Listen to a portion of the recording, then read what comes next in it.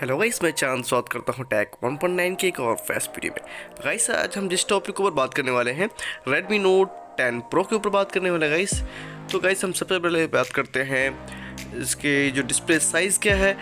और display size है 6.43 FHD plus display 60Hz के साथ मिलता है। गाइस, हम बात करते हैं स्नैपड्रैगन की, तो 678 प्रोसेसर के साथ मिलता है आपको। और क्वाड रियर कैमरा की बात करें तो 48 मेगापिक्सल कैमरा। जो बैटरी मोस्ट इम्पोर्टेंट है आज के टाइम में, तो उसका बैटरी एमएच आपका है 5000 mAh की बैटरी। तो काफ़ी मतलब देखा जाए तो काफ़ी अच्छा प्रोसेसर बनाया गया है। तो और इस वीडियो में आपको दिखेगा कि जितने मदरबोर्ड असेंबल कैसे किए हुए हैं, बैटरी कैसे लगा हुआ है, प्लस जो सीसी पत्ता बोलते हैं हम और ऑन पत्ता कैसे असेंबल हो रखा है पूरा फ़ोन, आपको स्टेप बाय स्टेप दिखेगा। तो चलिए शुरू करते हैं।